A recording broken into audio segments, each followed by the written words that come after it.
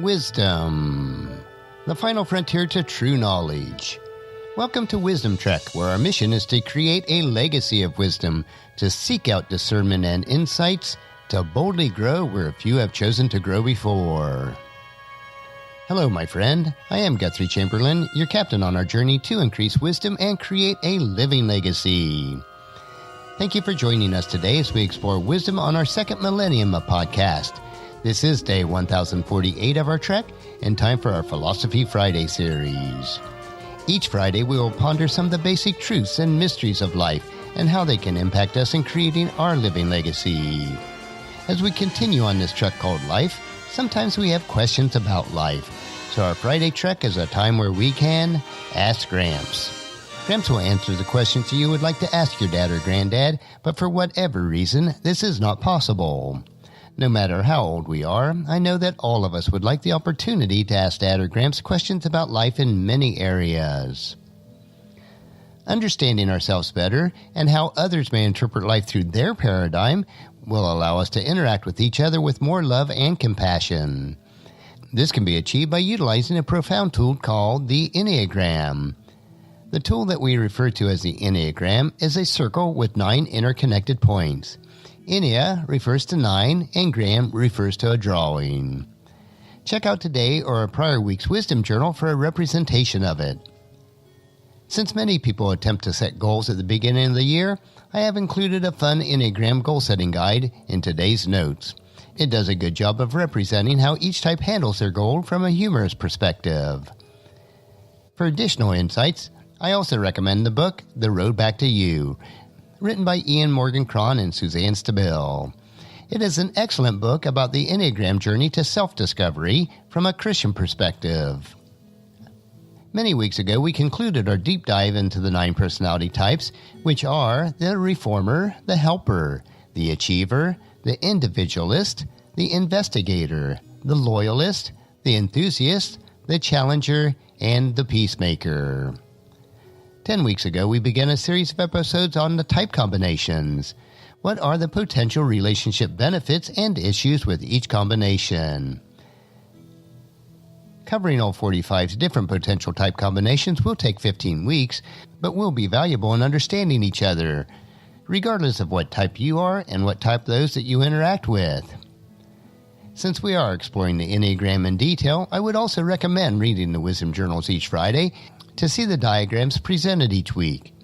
And as helpful as the Enneagram is, keep in mind, though, it is still only a tool and cannot replace nor usurp the precepts that are found in God's Word. We are responsible for every decision and action that we make in life, and we must be sure that they align with God's precepts. So the questions we've been asking for several weeks now is, Hey Gramps, why do people act or react to situations and circumstances in life so differently? How can I gain wisdom to better understand myself and others so that I can love, serve, and minister to them on a deeper level?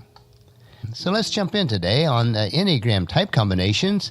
And today we'll first cover the Enneagram Type 5, the investigator, with the Enneagram Type 5, the investigator. What each type brings to the relationship. As with all double-type relationships, 2 Enneagram 5s generally bring the same qualities to each other. Therein lies both a main source of attraction as well as one of the main pitfalls. Thus, the level of health of each person is especially important for these type of relationships as they are dominant instincts. To a 5, another 5 is virtually his or her ideal perfect companion. Someone who is well-informed, intellectually stimulating, independent, imaginative, but quiet, unless it's about some subject of mutual interest. They are also fact-oriented, as opposed to being utterly emotional or subjective.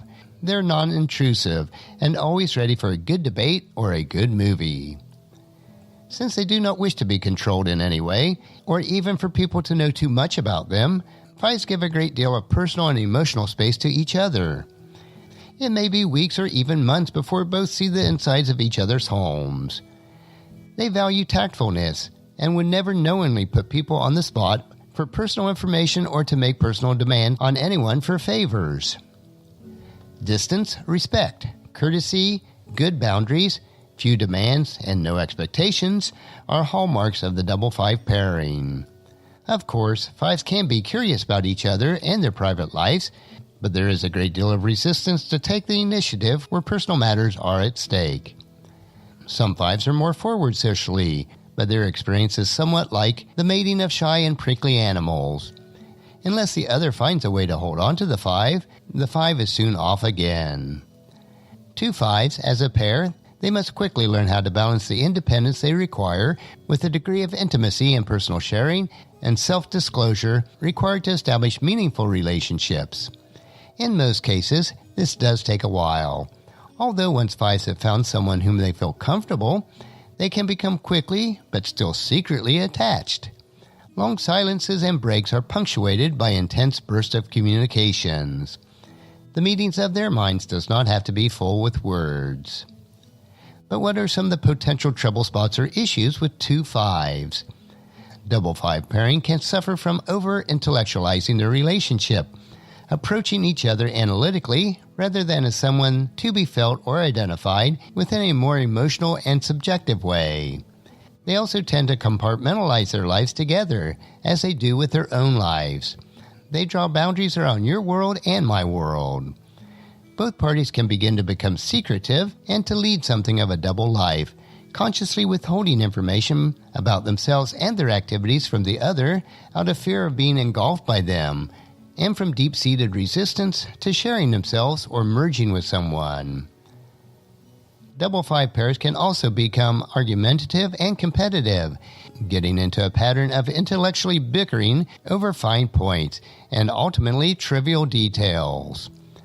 But since intellectual prowess is highly prized in 5s, there may be one or more areas in which competitiveness and intellectual showing off at the expense of the other begins to take place. The main problem with most double 5s pairs is too much emotional distance and resistance to express oneself, which can erode intimacy in their lives. They each become too private and run the risk of becoming isolated from each other. They can deteriorate into a professional association connected by respect for the other's competency and other positive qualities, but any emotional connection may eventually get lost, if it was ever established in the first place. A kind of dryness and indifference about the possibility of finding a satisfactory rapport comes over them, and eventually even a final cutting off of all wanting of such things. 5s can drift apart, burying themselves ever more deeply into their work or other intellectual hobbies while still living together. Eventually, 5s live without any hope or expectation that the other could break through to them, or that they would ever want to break out of their own detached shell. Couples such as this can deteriorate into eccentric recluses, cutting off themselves and from the world around them. Now let's move on to our next type combination, which is the Enneagram Type 5, the investigator, with the Enneagram Type 6, the loyalist. What each type brings to the relationship. Both the Enneagram 5s and 6s are mental types, although there is significant differences.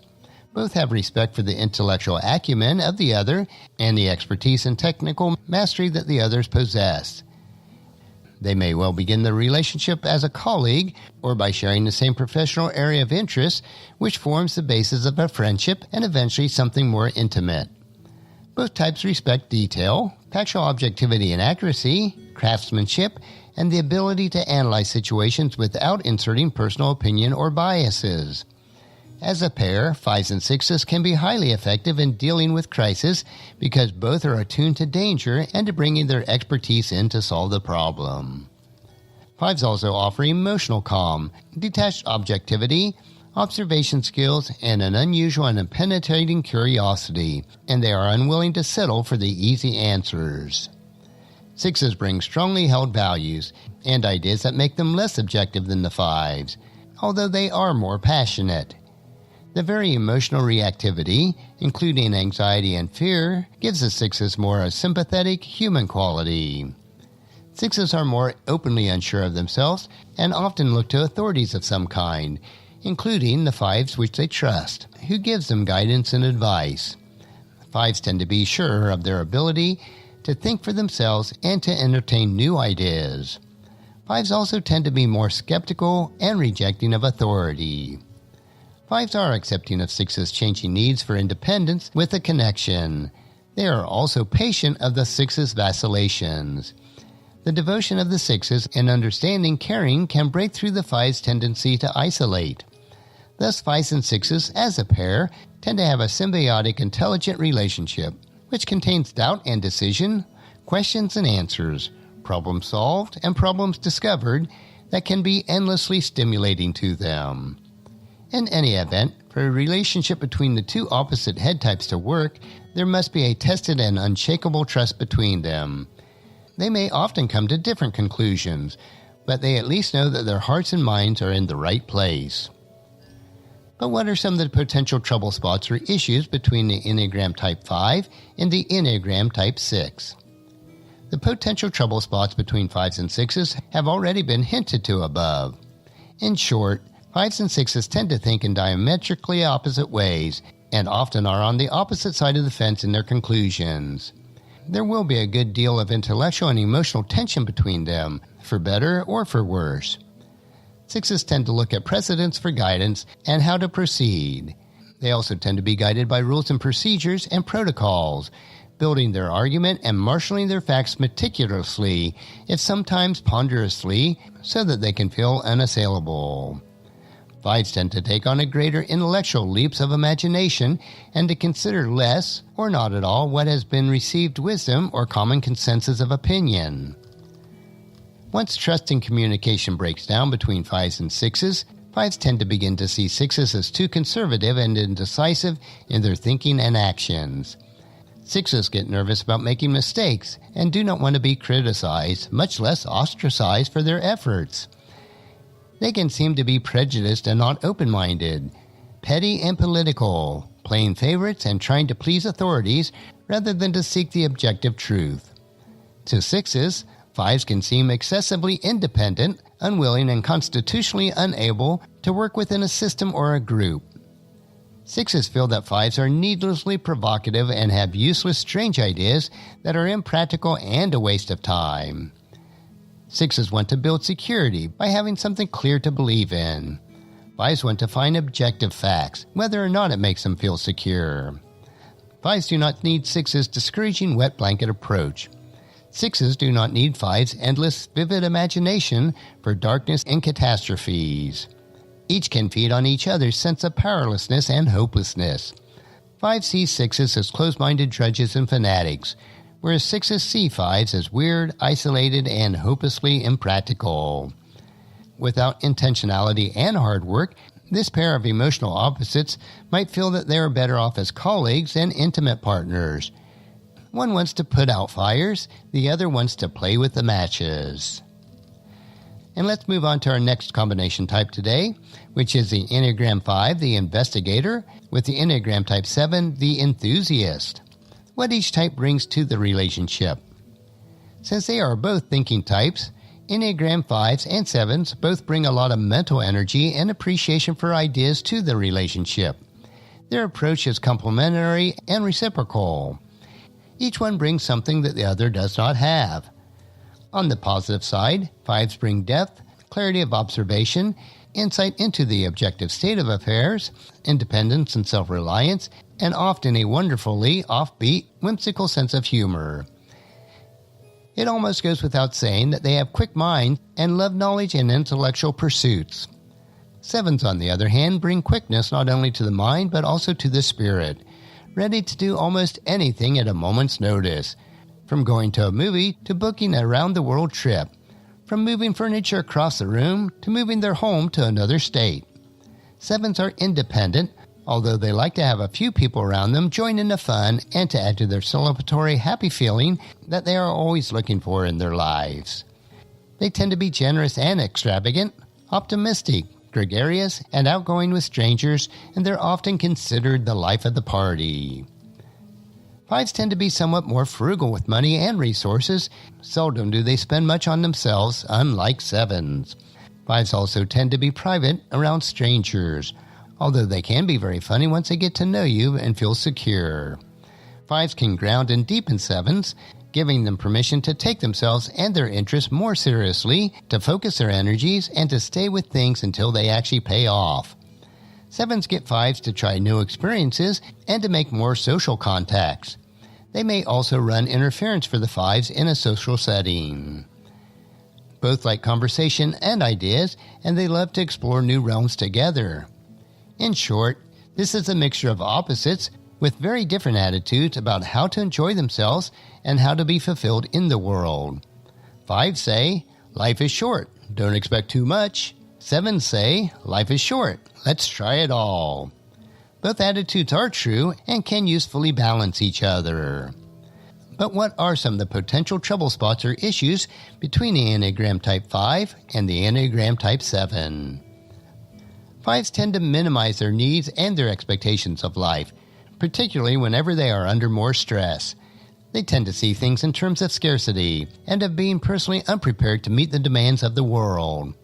The result is that as pressure increases on them, 5s tend to withdraw and detach emotionally from everyone around them, and ultimately, even from themselves. They become more reclusive, isolated, disembodied minds who are difficult to break through to, much less engaged in constructive action. This pattern is very difficult for the 7s, for whom quick action and multiple escape routes are the norm. As pressure increases on them, 7s go into hyperdrive, going more places, doing more things, talking more, getting more advice, gossiping about their relationship problems, and possibly turning to substance abuse to control their mounting anxiety and sadness. These problems only make 5s withdraw further and become frightened of someone who they see as out of control. In the lower levels, 5s can see 7s as too escapist, superficial, intrusive, and coarse. The 7s want the 5s to be more fun so that their experiences will be more positive. 7s embarrasses the 5s by being too effusive and glib. On the other hand, 7s think that 5s are cold and unresponsive. Conflict with each other's style make them both dig in their heels. 7s become more demanding and pushy, whereas 5s become more withdrawn and uncooperative. 7s may act out to get the 5s' attention, but they may go too far, causing 5s to close the door. A lack of trust and difficulty in finding a safe common ground to work out their differences makes things worse, and both types tend to take extreme, well-defended positions. That covers the 11th group of 3 for a total of 33 out of the 45 type combinations. We will continue each week to look at 3 additional combinations as we work our way through all the numbers. Regardless of your personality type or the personality of type of those you interact with, either online or in person, we must follow God's Word as we are told in John chapter 13, verses 34 and 35. So now I am giving you a new commandment. Love each other. Just as I have loved you, you should love each other. Your love for one another will prove to the world that you are my disciples. And also in Hebrews chapter 10, verse 24. Let us think of ways to motivate one another to acts of love and good works. Join us again next Friday as we explore further the Enneagram on our Ask Gramps episodes. We will continue to explore type combinations and how best to maintain meaningful and productive relationships with each other. The information that we discover will allow us to unlock who we are as we travel on this trek of life and as we discover more about ourselves and others that we impact for God's kingdom. I know that you'll find these insights interesting, practical, and profitable in living a rich and satisfying life. Our next trek will be Meditation Monday, where we will help you to reflect on those most important areas of life. So encourage your friends and family to join us, and they come along with us on Monday for another day of Wisdom Trek, Creating a Legacy. If you'd like to listen to any of the past 1,047 daily treks or read the associated journals, they are all available at wisdom-trek.com. And I encourage you to subscribe to Wisdom Trek on your favorite podcast player so that each day will be downloaded to you automatically. And thank you so much for allowing me to be your guide, your mentor, but most importantly, I am your friend as I serve you through the Wisdom Trek podcast and journal. And as we take this trek of life together, let us always live abundantly, love unconditionally, Listen intentionally. Learn continuously. Lend to others generously. Lead with integrity. And then leave a living legacy each day. I am Guthrie Chamberlain, reminding you to keep moving forward. Enjoy your journey. And then create a great day every day. See you on Monday.